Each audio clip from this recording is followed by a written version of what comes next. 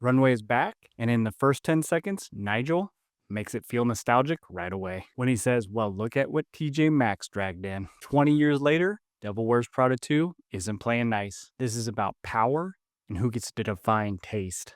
The trailer opens by reestablishing that Runway is more than just a magazine. It's a global icon. That line matters because the fashion world has changed. Print media is hanging on by a thread, and Runway is fighting to stay relevant. Then Andy Sachs walks back through those doors, not as an assistant, not as a visitor. Features editor. Features editor is a position with influence. Andy didn't return to survive Miranda, she returned as a peer. We see Nigel next to Miranda, exactly where he's always been. And he's the one that says the TJ Maxx line. That matters because Nigel is still the gatekeeper of taste. Still sharp, still lethal. But here's the shift. In the first film, Nigel enforced Miranda's world. Now he looks like he's watching the board carefully to see which side's going to win. Miranda pretending not to recognize Andy is not a joke. It's a power move. She's reestablishing hierarchy, but notice the difference. No one reacts to fear anymore. Miranda still commands respect, but she no longer controls the whole ecosystem. That's new. Emily is back, but she's not an assistant. She's confident, established, and clearly positioned as someone Runway needs. Her reaction to seeing Andy is everything. This isn't rivalry, it's history. Emily claimed the ladder the hard way. Andy left and came back stronger.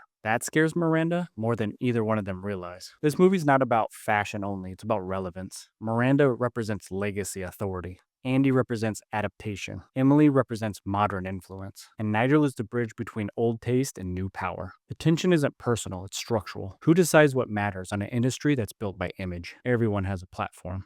The first movie asked, what would you sacrifice to succeed? This sequel is asking what happens when success doesn't belong to one person anymore. Runway survived the digital age. Now it has to survive itself. Thank you guys so much for getting us to the 500 subscriber mark. Now our next goal is 1,000 subscribers. If you haven't hit subscribe yet, hit that button and we'll see you in the next video.